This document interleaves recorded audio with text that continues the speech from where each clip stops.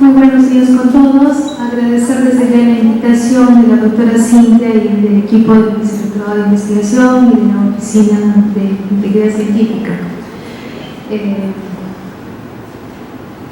Sobre conflictos de interés, como me presentaron, trabajo en la Universidad Católica de Santa María. También soy profesora invitada de la Universidad de Flaxo, del programa FOGARTI en Argentina, y soy miembro permanente del Institutional Review Board, Western IRB y Copernicus de Estados Unidos, y del Instituto de Ética Clínica de la Universidad Europea de Madrid. Debo confesar que cuando leí la invitación me pusieron en un lío grande, porque mi título es 3 en 1, un pack completo. Decía: investigadores como miembros responsables de la sociedad, las cuestiones éticas contemporáneas de investigación biomédica y los impactos de la investigación científica. Entonces, cuando nos invitan a una ponencia, primero tenemos que tener un mapa de cómo vamos a elegir la ponencia. Entonces dije: uy, ¿qué voy a hacer? Lo vamos a partir en 2. Entonces, ya es un reto hablar sobre los investigadores y su responsabilidad en la investigación, y la segunda parte va a ser sobre las cuestiones éticas contemporáneas, ¿no? Vamos para adelante, a ver si lo logro. Surgen las preguntas: ¿por qué la investigación clínica necesita requisitos éticos especiales? ¿Por qué una buena investigación científica no es suficiente por sí sola?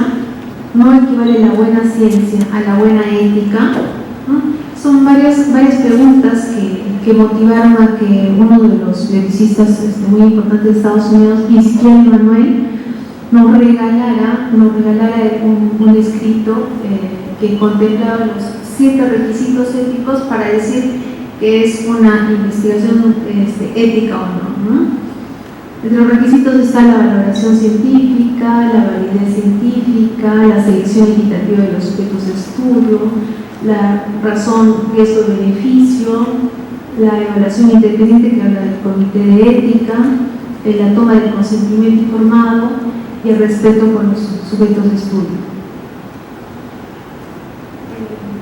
En cuanto a la valoración científica, ¿no? Nosotros ingresamos a un trabajo de investigación porque conocemos sobre el problema de investigación, hemos investigado el estado del arte, tenemos alguna experiencia y el equipo también, nos hemos juntado para hacer un trabajo de investigación, entonces hemos aprendido poco a poco sobre esa línea de investigación.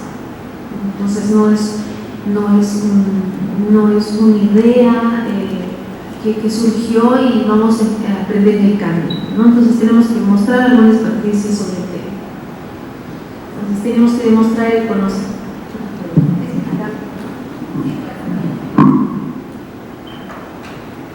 Vamos a demostrar el conocimiento científico sobre el área, la comprensión a nivel de estos valores, etc. Tenemos entre los importantes la selección equitativa de los sujetos de estudio. Nosotros no podemos discriminar, por ejemplo, grupos etarios, es decir, bueno, solo vamos a investigar en menores de edad o en adultos mayores o en mujeres que no estén en la etapa de gestación, etcétera, etcétera.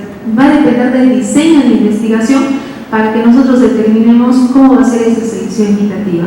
No podría ser, por ejemplo, que elijamos un diseño de investigación que va a tener un balance riesgo-beneficio diferente, que va a haber más riesgo que beneficio, y ahí vamos a elegir a la población que vive en un cono, en la población urbana marginal, o poblaciones indígenas, o poblaciones pobres, y buscar otro proyecto de investigación donde el balance riesgo-beneficio es a favor del beneficio, como darle la medicina gratuita, etcétera, y sí ahí elegir a personas privilegiadas, ¿no? De otro estatus, social, económico, cultural, etcétera, ¿no? Entonces tenemos que ser equitativos. Podría surgir también que elijamos a poblaciones indígenas y que este proyecto de investigación haya sido aprobado por el líder de la comunidad, pero el líder de la comunidad, si ve que, por ejemplo, las mujeres son ciudadanas de segunda clase, entonces podría exponer a mayor riesgo a las mujeres a ese protocolo de investigación, porque desde la visión de este líder de la comunidad los varones son el que representa la productividad de traer dinero a la casa, etc. Entonces no los arriesgan y no los inscriben dentro del trabajo de investigación. O podría haber un investigador que piensa que la tercera edad ya es una etapa de la vida donde no hay mucha productividad, entonces incluye dentro de sus criterios de inclusión a personas adultos mayores simplemente porque las expone a mayor riesgo y no va a tener ningún problema si alguno de ellos puede fallecer o enfermar o ser víctima de algún evento adverso. Muy bien, entonces tenemos que tener selección equitativa de los sujetos de estudio. El valor social de la investigación, ¿no? El valor social de la investigación. Es importante que nosotros, como investigadores responsables, elijamos proyectos de investigación que van a responder a las necesidades de nuestra comunidad, sea local, nacional, regional, ¿no? La industria farmacéutica nos puede invitar a muchos proyectos de investigación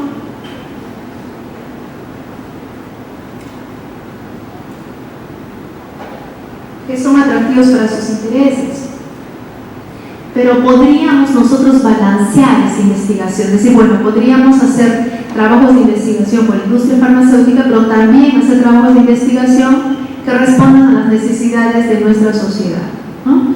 Por ejemplo, en la selva, nosotros no solo tenemos el tema de investigación del medio ambiente, no solo tenemos enfermedades infecciosas, ¿sí? Tenemos muchos problemas sociales como la anemia, la parasitosis, la violencia familiar, la contaminación de las aguas, la falta de autocuidado de la salud, etc. Entonces, tendríamos que balancear los proyectos de investigación elegidos para tal. El tema de la razón, riesgo, beneficio favorable, ya hemos dicho que tenemos que nosotros tratar de crear proyectos de investigación que beneficien a los sujetos de estudio o a las comunidades que representan. Entonces, es un deber la no maleficencia o la beneficencia de nuestros proyectos de investigación. La evaluación independiente. Esto de presentar los proyectos a los comités de ética de investigación es una responsabilidad que tenemos que cumplir los investigadores, sean estudiantes, sean profesores, sean mentores, sean investigadores senior, etc. No solo porque es un deber moral, un deber ético, sino que ahora es un tema regulatorio.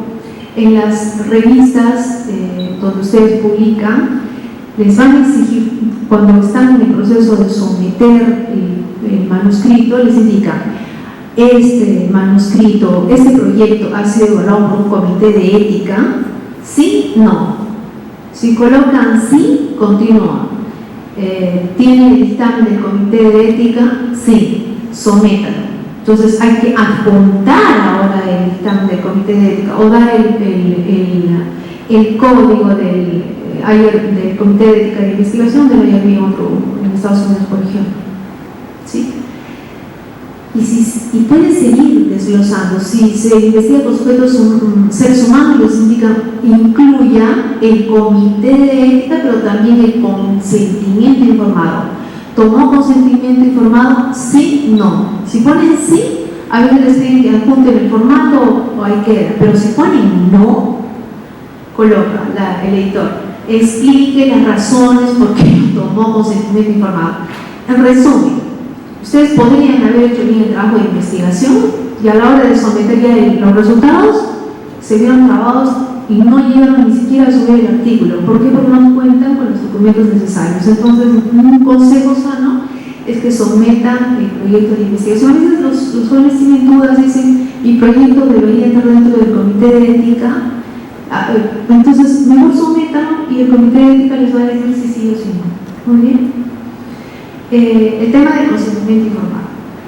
Este es un tema crítico, no es contemporáneo, es antiguo, por eso dividí esto en dos, porque es también una obligación moral y también regulatoria preguntar a los sujetos de estudio si desean participar libremente, confidencialmente dentro del trabajo de investigación. ¿Sí? Ahí se le informa los riesgos y beneficios en los procedimientos, etc. Muy bien. Vamos para allá. Esta es una diapositiva que resume la primera parte del trabajo. Dice, ¿qué hace que un investigador sea responsable con la ciencia y la sociedad? Entonces, en la primera columna traté de imaginar cuáles podrían ser los actos que los hacen más responsables.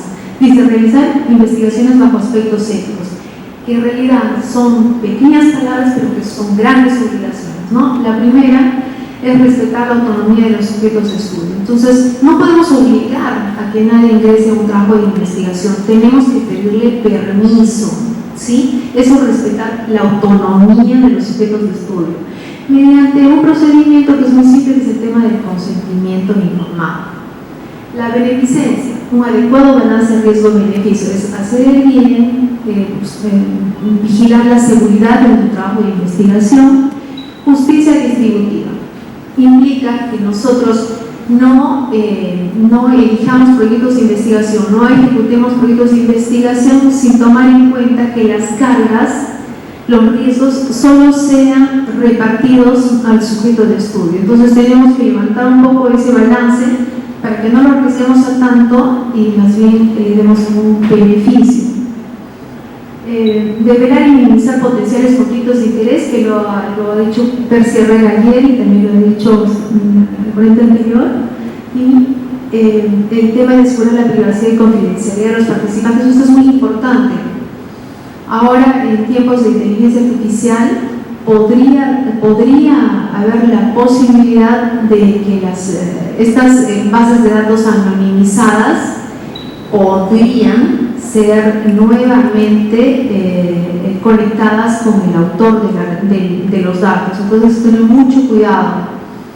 Se corre el riesgo de decir, bueno, llénenme esta encuesta, llénenme este cuestionario que es anónimo, que es confidencial, etc. Pero a la hora de publicar, anotamos la procedencia, la región, la universidad. Pongamos, hacemos un trabajo de investigación en Arequipa y decimos que los estudiantes, es un estudio anónimo, pero a la hora del artículo decimos que provienen de estudiantes de medicina de una universidad privada de Arequipa, ¿sí? De medicina. En Arequipa solo hay una universidad privada de medicina todavía, entonces ya salió el resultado. Hemos roto la confidencialidad y la privacidad del dato. Entonces lo que tenemos que tener es mucho cuidado al respecto, ¿no? El tema de integridad científica es otro mundo, podríamos decir, un campo, una obligación moral, ética, lo resuelven los comités de ética de investigación. Pero el tema de integridad científica es otro mundo y lo resuelven los comités de integridad científica. Hace poco nos han aceptado un artículo en el cual nosotros hacemos una evaluación de cómo está la situación en el Perú y observamos que muchos comités de ética de investigación tienen la función doble. Revisan la parte ética de investigación, que está encargada de evaluar la seguridad, bienestar, dignidad de los sujetos de estudio, y la parte de integridad científica, que tiene que ver con la buena conducta científica, etcétera, también lo están revisando porque no tenemos el sistema en muchas universidades de un comité de ética de investigación y un comité de integridad científica. Los investigadores deben mostrar una buena conducta científica, evitar el plagio, los conflictos de interés, la fabricación de datos, la manipulación de datos y resultados, los conflictos de autoría, etc. Para ello, si es que nuestras universidades no tienen una ORI como lo felicito que lo tiene la Cayetano Heredia, la científica, la pontificia, etc., entonces pueden adherirse al Código Nacional del Comité de Integridad Científica y es muy claro, identifica cuáles son los actos de mala conducta científica, así como las sanciones y los actos de prevención de esta mala conducta científica. Otra recomendación que podríamos dar para indicar que sea un investigador responsable, como miembro responsable de la sociedad, podría ser realizar investigaciones en altos estándares científicos y capacitación continua. Un investigador requiere capacitación. No estamos completos si solo sabemos de diseño, de metodología, ¿sí? De estadística, de softwares, sean cuantitativos, cualitativos. Necesitamos más que vamos a ser todistas y lo vamos a hacer solo, pero necesitamos, como lo dijo Tini, tener una participación, un concepto de lo que vamos a publicar, de lo que estamos investigando. Entonces, si no sabemos de ética de investigación, si no sabemos de integridad científica, si no identificamos qué es plagiar, qué es no plagiar, cómo hacer una buena cita, etcétera, de regulación, de normatividad relacionada a integridad científica y ética, entonces podríamos fracasar. Entonces, se requiere la capacitación continua, y esto lo pide el ente regulador. Cuando se investiga sobre ensayos clínicos, por ejemplo, en la carpeta del investigador debe haber evidencia de que hay capacitación en ética de la investigación permanente. Igual los miembros de comités de ética de investigación tienen que demostrar que permanentemente están haciendo capacitaciones en ética de la investigación, por ejemplo. Ya hablamos un poco de la realización de investigaciones con valor social, es decir, que incluyamos dentro de la línea de investigación proyectos que puedan contribuir al conocimiento de problemas que afectan a las comunidades y poblaciones vulnerables, grupos minoritarios, y promover intervenciones basadas en evidencia científica. Comunicar los resultados. Publicar o perecer. Si todos los investigadores, desde que en estos últimos años, desde que el asumido ha incluido el tema de licenciamiento de las universidades, hay los estándares de calidad que tenemos que demostrar que las universidades están publicando en revistas indexadas, ¿no? Ahí sí nosotros tenemos la obligación de publicar en revistas como Scopus, Web of Science, nos tienen así con los cuartiles, el cuartil 1, cuartil 3, cuartil 4, y si no, el PubMed, etc., ¿no? Entonces sí hay una presión. Pero un investigador responsable va más allá de comunicar sus resultados en una revista, ¿sí? Entonces, ¿nosotros para qué investigamos? Para solucionar problemas. Nosotros no investigamos para aumentar nuestro H-index. Entonces, si somos responsables con la sociedad, lo que tenemos que hacer es incidencia política de nuestros resultados. Si nosotros vamos a la selva e identificamos que ha habido temas de violencia contra la mujer, contra los niños, o que hay anemia, producto de un mal saneamiento, de una falta de acceso a alimentos ricos en salud, aquí hay parasitosis, ganamos ante la sociedad, publicamos nuestros resultados en una Scopus 1 o un Web of Science, o si nosotros entregamos estos resultados a las autoridades respectivas para que puedan incidir en estas poblaciones y mejoren el saneamiento ambiental, ¿no? Decirle a esta población, al líder de la comunidad, que podemos alcanzarle medicinas para esa parasitosis. Podemos hablar con las autoridades para que intervengan en el saneamiento ambiental. Esa es la responsabilidad del investigador. Entonces, no juguemos, a veces es bueno no estar en regla con el sistema. Nosotros debemos quebrar esas reglas. Y me encanta la ponencia, ¿no? En este momento no somos más investigadores, no somos mejores investigadores de los publicar un Q1 o Q2. Creo que somos mejores investigadores si hemos solucionado el problema que identificamos, si le hemos dado a conocer a los que toman decisiones y pueden cambiar esa realidad, a los propios sujetos de estudio, a las comunidades que representan. ¿Correcto? Entonces, creo que el valor social de la investigación es muy importante, la incidencia política de los resultados. Muy bien. Realizar actividades de mentoría. Nosotros vamos a envejecer y nosotros nos vamos a morir.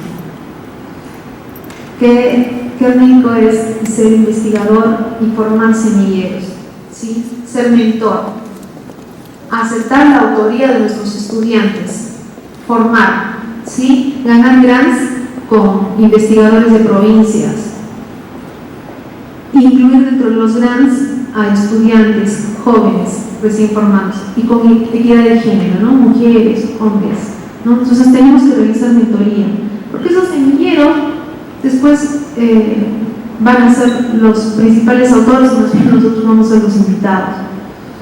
Realizar investigaciones con inclusión, ¿no? Hemos hecho trabajos multidisciplinarios con inclusión de género, ¿no? El CONCITE, Prociencia, en los últimos años ha iniciado una carrera muy importante de inclusión de género. Entonces dice, a ver, van a presentarse a un fondo de investigación, necesitamos que dentro de ese fondo de investigación se incluya a universidades de otras regiones que no sea Lima, y la segunda es que se incluya a mujeres dentro del proyecto. Me parece que es muy importante, ¿no? Todavía hay brechas de género en la investigación, entonces por lo menos una toma de decisión como esta de incluir a mujeres dentro de los proyectos de investigación, una cuota, es muy importante, y provincia también es muy importante.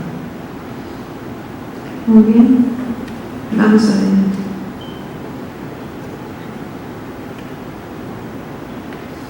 Ya había tocado el tema del doctor Wakefield.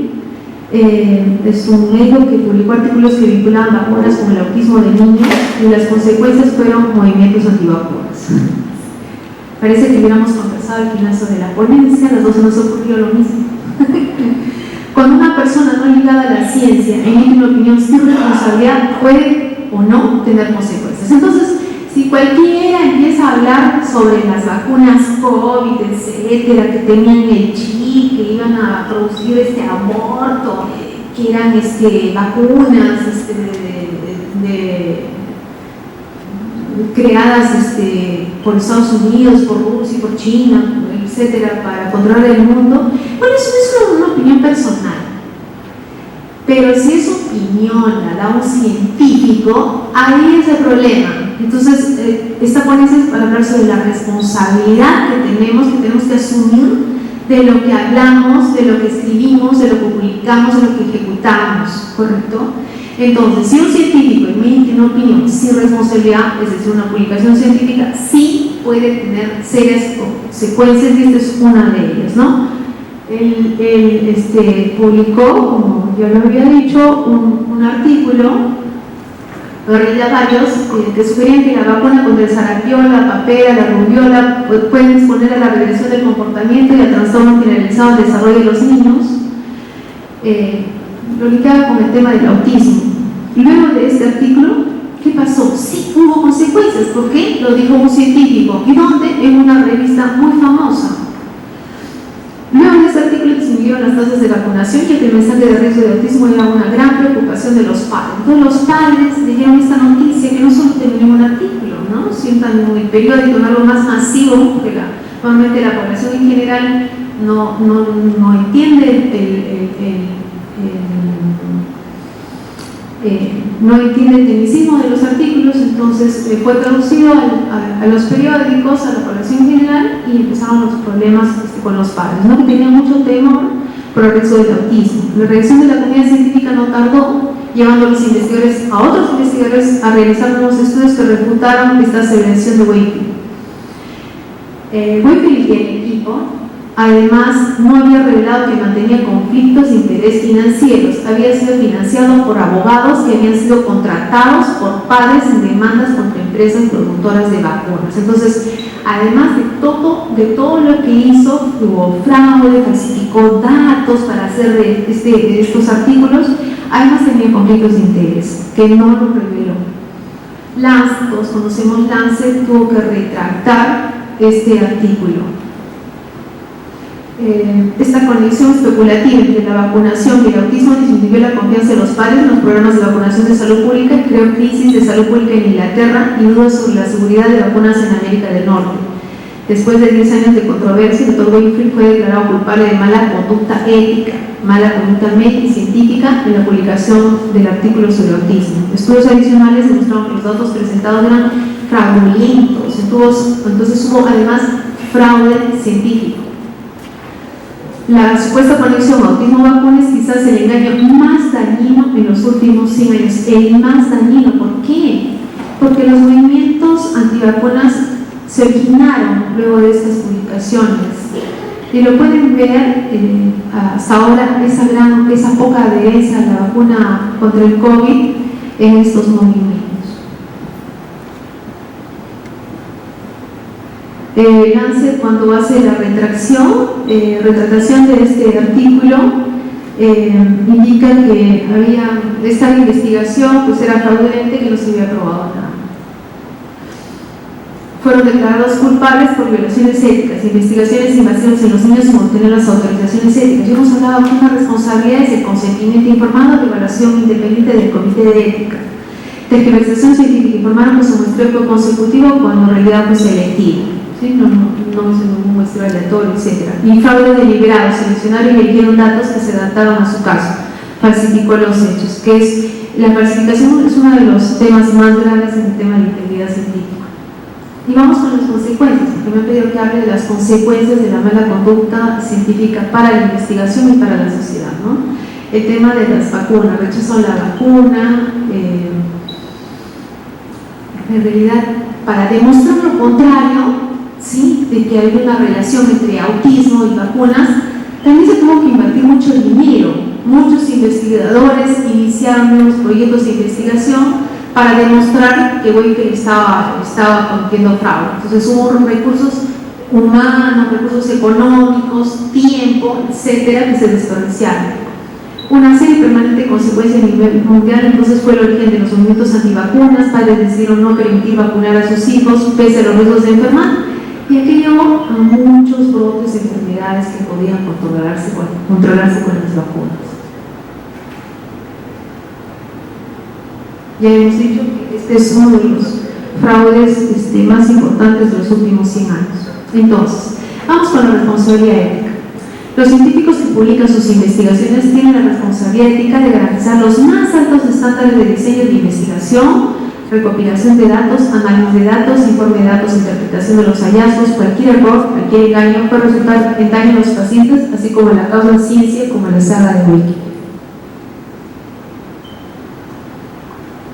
Es más, cuando hay protestas contra las vacunas, se le aparece en esta mitad, ¿no? Es un cara dura. Vamos con las cuestiones éticas contemporáneas. Aquí sí te debo decir que fue, creo que varios días de pensar y repensar quién voy a hablar, porque todo lo anterior es lo común, ¿no? Entonces dije, vamos a ver. ¿Con qué vamos a salir para el Cayetano? ¿Conflictos de interés? Conflictos de interés es un tema actual, contemporáneo en la investigación. Hay conflictos de interés entre el investigador y el patrocinador, entre el investigador y la universidad, entre el investigador y el comité de ética, entre el comité de ética y el equipo de investigación, entre el comité de ética y el ente regulador. No hablo de este país, sino de muchas situaciones. El tema del investigador con el peer review, el tema del peer review con el equipo de investigación, con los laboratorios, patrocinadores, etc. O sea, hay demasiados conflictos de interés. Muy bien. Cuando podrían develarlos, ponerlos sobre la mesa, explicar. Muy bien. Segundo, el tema de geopolítica versus evidencia científica. Esto es muy moderno, muy contemporáneo y se ha visto en el tema de esta pandemia que acabamos de o seguimos sufriendo en algunos casos. 3. Decisiones políticas en salud con sesgo ideológico. Se han tomado decisiones en esta pandemia no sopesando la evidencia, contrastando la evidencia científica, sino por sesgos ideológicos. El cuarto, que ya algunos han preguntado, el tema del uso de la inteligencia artificial para la redacción de artículos. Sí hemos visto un artículo publicado y lo ponen de coautora ChatGPT hace poco. Aceleración de publicaciones como exigencia académica y riesgos a la integridad científica. El tema de las revistas predatorias, ¿no? Es un tema muy moderno, muy contemporáneo y que nos está haciendo sufrir mucho, porque ahora todos entramos al mismo saco. Hace poco han sacado muchas revistas de Scopus y de WOS, y si alguno entró ahí, ya nos miran feo y dicen, publicadas en una revista predatoria. No todos sabíamos que eran predatorias, no todos sabíamos que iban a ser eliminadas de Scopus o de WOS, ¿no? Entonces, es un tema muy complicado, aún sin respuesta. Todos ellos con graves consecuencias a la credibilidad de los investigadores. Vamos con con algunos de ellos. Cuando la geopolítica sobrepasa la evidencia científica puede tener consecuencias, ¿no? Todavía no teníamos una evidencia científica sobre la vacuna Sputnik. Estaba llevándose a cabo la investigación de Sinopharm, tenían la de Pfizer, etc. La Sputnik todavía no tenía publicaciones científicas y ya se quería abrir un laboratorio para producción, tanto en Argentina como en Perú. Muy bien. Entonces, aquí se observa que el tema de poder político en las regiones podría anular el tema de tomar decisiones bajo evidencias científicas. Cuando las decisiones políticas en salud no se toman con responsabilidad, se corre el riesgo del sesgo ideológico, ¿no? Esto se vio, por ejemplo, en Argentina. Hubieron serias críticas al manejo de la pandemia por esa autoridad. Este es un gran amigo y que está dentro de un equipo muy importante de la Cayetano, sobre ética e integridad científica. Sergio Liteuca publicó este artículo sobre COVID-19 en Argentina y el abuso de la bioética, ¿no? Se tomaron muchas decisiones que en realidad no tenían un asidero científico y que dañaron a la población. Las políticas de salud deben estar basadas en evidencia científica y en principios éticos, ¿no? Sergio, en esta publicación, devela que este bloqueo extenso que sufrió la Argentina no se basó en consideraciones epidemiológicas, sino que fue el resultado de pruebas inadecuadas y malas decisiones tomadas por las autoridades de salud basadas en sesgos ideológicos más que en principios de salud pública. Como resultado, ¿no?, de este escenario, la economía trizas, 42% sin presentes, la población urbana argentina vive en pobreza, 70.000 muertes, más de 3.3 millones de casos COVID y más de 10 millones de niños y adolescentes que dejaron de ir al colegio. Y ahora, para los enamorados de la inteligencia artificial, voy a contarles una historia que empieza el día que decido armar esta ponencia.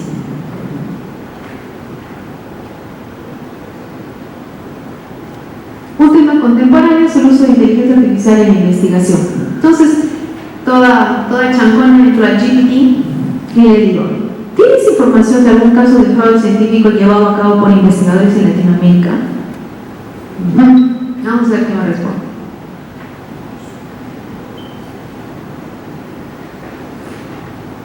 Me dice: el caso de falsificación de datos del científico argentino Eduardo Massad fue un escándalo que se hizo público en el 2009. Massad, que trabajaba como profesor de la Universidad de Sao Paulo en Brasil, fue acusado de falsificar datos en varias investigaciones relacionadas con el VIH-Sida.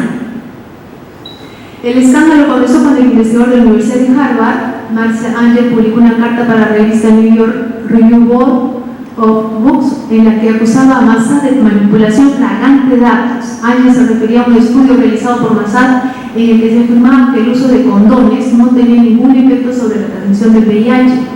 Poco después de la publicación de la carta, otros científicos comenzaron a investigar las afirmaciones de Massad en otros estudios relacionados con VIH. En respuesta a toda esta acusación, la Universidad de Sao Paulo inició una investigación interna y retiró varios artículos, etc. El caso de Eduardo Massad es un ejemplo de cómo el fraude científico puede tener graves consecuencias tanto para el individuo involucrado como para la comunidad científica en general. Esta es la respuesta de ChatGPT. Entonces, me pregunto: ¿tiene la referencia del caso de falsificación de datos e investigaciones de este señor, de este investigador? Sí, aquí te proporciona la referencia del caso de la falsificación de datos e investigaciones sobre VIH-Sida por el científico argentino Eduardo Massad y me da la referencia. Si yo no fuera una investigadora responsable, hubiera guardado esos datos y lo hubiera presentado a ustedes, muy bien, como parte de la investigación, y hubiera seguido. ¿Y tienes algún caso de fraude en Chile, en Argentina, y Colombia y Perú? Y hubiera armado toda la ponencia así, ¿no? Porque muchos dicen que el tema del ChatGPT es que no nos da la cita, ¿no? Entonces, si solo lo evaluamos así, yo le pedí a la cita y ya tengo la cita. Entonces, ya me puede decir, oye, no es plagio porque ya citaste y citaste correctamente. Ahora lo puedo volver a APA, lo puedo volver a Vancouver, etc., ¿no? Pero, y todavía me pone, espero que sea de utilidad. Mientras me está respondiendo, dije, voy a conocer a este investigador Eduardo Mazar, ¿no? Si ustedes googlean en Google Académico, ponen Wakefield, les sale al toque el artículo retractado en Lancet. Entonces dije, si a este investigador argentino le han retratado un artículo, es lo primero que va a salir en Google Académico o en Scopus, ¿no? Y no, tenía una serie de investigaciones y no encontraba ninguna que tenía que ver con un tema de VIH. Entonces ya dije, bueno, ahora lo buscaré en Scopus, y lo busqué en Scopus y tenía 5.464 citaciones, 317 documentos, un H-index de 40. Pero a veces ha habido joyitas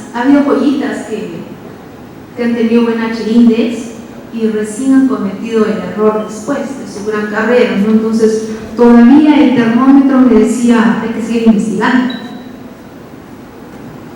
Entonces digo, bueno, ya que yo investigué, voy a linkear, voy a ver ese link que me presenta la inteligencia artificial para ver qué es lo que dice, ¿no? Dice, al parecer no hay buenas coincidencias para tu búsqueda. No había link. Le digo a la inteligencia artificial, oye, no, veo el segundo link, le digo, este primer link no funciona, y le mando el screenshot y me pone otro, y tampoco había, ¿no? Fraudes, y después lo busco, ¿no? Mala conducta científica, fraude. Les comento que en esta ponencia gasté mucho tiempo. Lo he buscado por todo lado, como dicen, lo escaneé y no encontré, ¿no? Y seguía buscando, le he puesto varias, primero me puse palabras clave para ver fraude, plagio, mala conducta, en inglés, en castellano, no aparecía. Y bueno, también busqué su nuevo, le digo a la inteligencia artificial, oye, no hay tu link, ¿no? Y le paso, ¿no? Esta página no ha sido encontrada, lamentamos que esta página que usted estaba buscando no está disponible. Entonces le paso. Y la inteligencia artificial me dice, lo siento mucho por las dificultades para acceder a los enlaces que he proporcionado. Aquí te proporciono algunos otros enlaces confiables sobre el caso tal. Técnica como buena arequipeña, voy a ingresar a todos, es uno de los links. Les juro que no había nada. Entonces ahí, y todavía me dice, espero que estos enlaces te ayuden a obtener más información sobre el caso. Si tienes preguntas, no dudes en preguntar. ¿No? Otra vez. Entonces le pongo conversación en la libreta de la mía y la verdad es la inteligencia artificial, ¿no? Entonces le pongo caso de Eduardo Mazar, no hay nada, creo que no hiciste tu caso. Y me responde, tienes toda la razón, me equivoqué. Dice, en mi respuesta anterior, no hay evidencia de que Eduardo Mazar estaba involucrado en un fraude científico relacionado con la investigación del VIH-Sida. Mil disculpas por la información errónea. Ha sido acusado por fraude en la obtención de recursos financieros para proyectos de investigación en la Universidad de Sao Paulo. La universidad les pulsó en 2012 y aquí te proporciono otros datos. Entonces yo me enojé.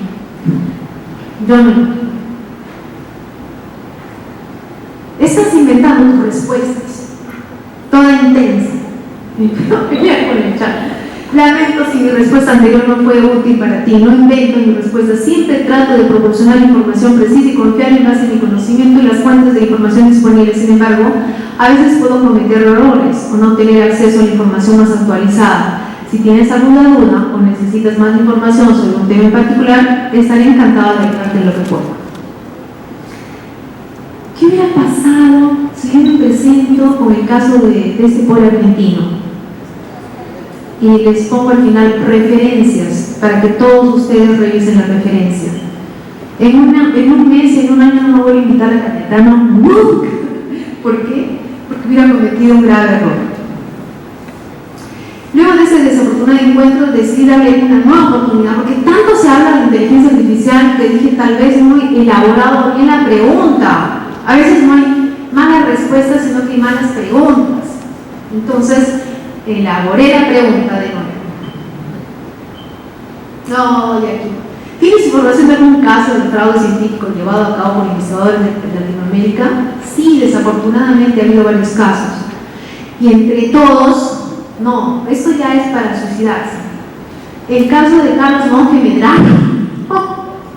En el 2010 se descubrió que el investigador peruano Carlos Monge Medrano había verificado datos de una serie de publicaciones científicas como resultado de destituir del cargo de la Universidad Nacional de San Marcos y retirado varias de sus publicaciones, ¿no? Cuando sabemos que fue un investigador médico honesto, fue el primero en hablar sobre la fisiología de la altura y es más, CONCITEC puso entre las categorías de renacida a Carlos Monge, ¿no? Es una persona muy respetada. Entonces de ahí decidí no incluir más preguntas. ¿Qué hemos aprendido de esto? ¿Qué aprendí de esta conversación? ¿Qué hubiese sucedido si utilizaba dicha información como ejemplo de fraudes científicos en Latinoamérica para mi ponencia o para redactar el artículo? Yo estoy involucrada con el tema de investigación en salud, pero si hubiera sido uno de los sociales y que tal vez despistado no conocía a Carlos Monge Medrano, hubiera incluido dentro de la ponencia y hubiera seguido la secuencia de esta conversación como un investigador que cometió fraude científico. Entonces, imagínense qué daño hubiéramos causado.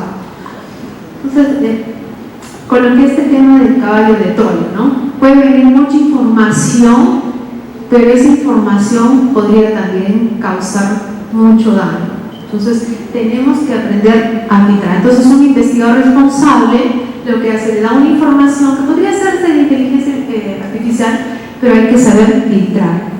Muy bien. ¿Cuál es la moraleja? Siempre advierte a tiempo los indicios de peligro y así evitarás que te dañen. Muy bien. Puede ser muchas sueltas, pero por ahí puede estar un lobo. Y para evitar esos caballos de Troya, tenemos al Código Nacional de Integridad Científica. Esto es algo nuevo, es el tema de la promoción de los investigadores RENACID y nos explica cómo deben ser las publicaciones. Aquí tenemos todavía el tema del puntaje de acuerdo a si es Scopus, si es Scopus, si es SADA, los cuartiles, etc., ¿no? y cómo nos dan los puntajes.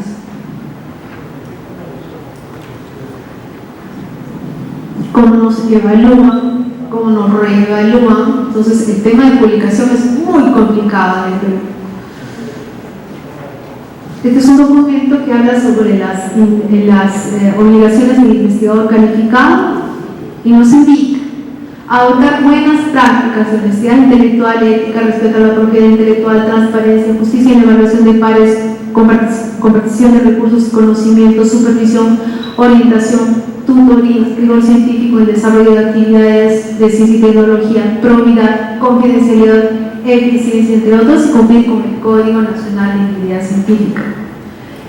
Proporcionar de manera oportuna la información al CONCITEC, emitir opinión sobre proyectos sometidos a proceso o CONCITEC, cumplir con las disposiciones del CONCITEC, cumplir con los informes financieros, etc. Son responsabilidades para el investigador. Ahora bien, ¿qué pasa si alguien no ha cumplido? Puede ser excluido del sistema de investigación nacional del CONCITEC. ¿Y por qué? Dice, el investigador comete alguna infracción, el investigador transgrede la ética o integridad como sanción impuesta por el Comité de Ética, se verifica que proporcionó información o documentos falsos para su calificación. El investigador que se encuentre devenga y no elegible para recibir subvenciones de Proceso CONCITEC o otras entidades o agentes de fomento de investigación públicas del Perú a consecuencia de un incumplimiento de la ejecución de un contrato o convenio, lo que previamente deberá ser informado por el responsable de la entidad correspondiente. El investigador no cuente con producción científica. O sea, también nos pueden excluir si no publicamos. O sea, no es que solo haya llegado a ser investigadores RENACID, sino que si no investigan en el periodo que indica el CONCITEC, los pueden sacar del sistema de investigación. ¿Y qué implica ello? Que no van a ser beneficiarios de postulaciones y de fondos.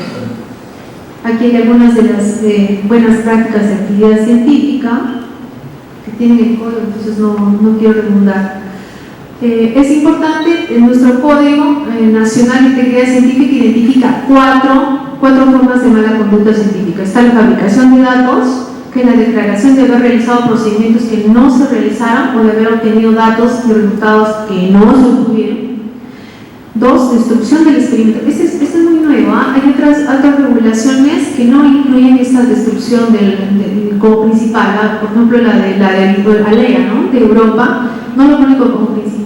Como principal pone la fabricación, la falsificación y el plagio, pero esta destrucción del experimento es muy importante. Dice eliminación intencional, ya sea lo total de los experimentos, sean eso de terceros o del propio equipo de investigación, ¿no? Está muy de moda, se me quemó la computadora, me robaron el USB, se quemó el laboratorio, se murieron los ratones, se llevaron las muestras, etc. Falsificación, presentación de datos, procedimientos, resultados de investigación científica de una forma sustancialmente modificada, inexacta, incompleta, que puede interferir en la evaluación y conclusiones del trabajo. Y el plagio, que es lo más difundido. Si nos ponemos a buscar mala conducta científica en la web, lo que más vamos a encontrar es percepciones sobre plagio, estudios universitarios, percepciones, conocimientos sobre plagio, frecuencia de plagio, todo es plagio, ¿no? Cuando hay una serie de otras formas de mala conducta científica. Todas ellas tienen alguna sanción. Entonces, lo que ha hecho el Código Nacional de Integridad Científica es juntarlas, agruparlas, ¿no? Entonces puede ser una infracción leve, grave o muy grave. Leve, cuando, por ejemplo, ha atentado contra la buena fe, cesando la interpretación de los resultados, el tema de las autorías, ¿no? Cuando ha incluido como autores de una publicación a personas e instituciones que no han contribuido sustancialmente al diseño o al desarrollo y publicación del proyecto, etc. Grave ya es plagiar, ¿no? Hacer uso incorrecto de los medios digitales para el plagio, eludir las normas de seguridad, incumplir los compromisos de confidencialidad. Entonces, a veces nosotros cometemos el error y tomamos la foto del sujeto de estudio, la procedencia de la universidad o del pueblo, etc., pero ya es una infracción grave. Realizar actos de discriminación o abuso en la ejecución de la investigación, instar al personal a cargo, investigadores, colaboradores, a cometer alguna infracción. Y muy grave que la falsificación de datos, de pruebas, de métodos, de resultados, el usar los materiales, equipos de la institución, o sea, una malversación, e incumplir los protocolos o normativa vigente respecto a las autorizaciones, al acceso a recursos genéticos, consentimiento informado. Muchos dicen, el tema del consentimiento informado, es un tema burocrático, es más, podemos regularizarlo posteriormente. Bien, si no tenemos un consentimiento informado, podríamos estar cometiendo una infracción muy grave. Conclusiones. En la investigación normalmente se presentan diversas cuestiones éticas contemporáneas, ¿no? Pero las contemporáneas, ¿no? Entonces hemos resumido la geopolítica versus la evidencia, las decisiones políticas de salud con sesgo ideológico, el uso de la inteligencia artificial para la redacción de los artículos sin el cuidado necesario para la originalidad. Bien, no estoy estigmatizando la inteligencia artificial, es más, para muchas cosas está dando buenos resultados, pero para el tema de buscar información sin corroborarla, podría ser un vicio que terminaría en un tema de mala conducta científica. Aceleración de publicaciones y sin darnos cuenta que son revistas predatorias, etc., ¿no? El tema de la mala conducta científica no solo daña la reputación del investigador. Sí, si hacemos un acto de mala conducta científica, sea una falsificación, una fabricación, plagio, destrucción del experimento, conflictos de interés, etc., nos vamos a hacer daño a nosotros mismos. Y en realidad nos cuesta mucho crecer académicamente en este país, ¿correcto? Entonces, definitivamente que vamos a tener un daño a nuestra imagen como científicos, pero también vamos a dañar a las instituciones que se ejecutan las investigaciones. Por un error de un investigador puede estigmatizar a toda la institución, al centro de investigación, a la universidad, al site, etc. Entonces tenemos que tomar conciencia de ello. Pero también puede arruinar a la institución que financia y hacienda el presupuesto y sobre todo la credibilidad de la ciencia. Entonces, ¿cuánto daño podremos hacer a nuestro país si no somos investigadores responsables? Otros problemas son los conflictos de interés, que ayer sé que lo ha tocado Percy Herrera con mucha profundidad, el tema de la ruptura de la confidencialidad, el uso de biobancos sin consentimiento para estudios secundarios, la falta de integridad científica. En realidad hay muchos temas contemporáneos que podrían tocarse. Algunas sugerencias, hay muchas sugerencias. La experimentación con seres humanos requiere de investigadores responsables que lleven a la práctica recomendaciones éticas, metodológicas de integridad científica. Requiere además adherirse y cumplir con los procesos de inspección, monitoreo, seguimiento y evaluación permanente. No solo es que nosotros hagamos un buen proyecto de investigación que ha sido aprobado por un comité de ética de investigación, que tomemos el consentimiento informado y que ejecutemos la investigación.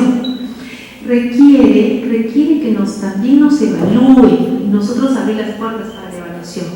Requiere que monitoreen, que hagamos seguimiento de nuestros resultados, y eso es importante. O sea, no debemos nosotros sentirnos vigilados, criticados, observados. Al contrario, es un feedback que nos va a llevar a entender que estamos haciendo bien los procesos. Los investigadores son responsables de velar por la integridad científica de la investigación y los resultados que se difunden. Entonces, no solo tenemos que observar buena conducta científica en el proceso de realización, ejecución del proyecto de investigación, sino en la socialización, en la publicación de nuestros resultados. Los actores sociales involucrados con la investigación biomédica, que ya no solo hablo del investigador, sino instituciones que financian proyectos, comités de ética de investigación, comités de integridad científica, entre otros, deben realizar la vigilancia, seguimiento, monitoreo, capacitación y asesoramiento a los investigadores para asegurar la máxima transparencia ética y rigurosidad científica en todos los procesos de investigación. Tal vez el investigador es muy metodólogo, está metido en su tema de laboratorio y no conoce bien el tema de la normativa, o el tema de faltas éticas, o el tema de falta de integridad científica. Entonces, hay otros actores sociales que podrían ayudar a prevenir el fracaso de los investigadores, ¿correcto? Entonces, si cada uno cumpliera sus funciones, entonces haríamos que la investigación sea más sólida, más confiable. Muy bien, entonces todos deben ayudar. La mejor herramienta para prevenir una mala conducta científica es la capacitación continua de los investigadores. Muy bien, gracias.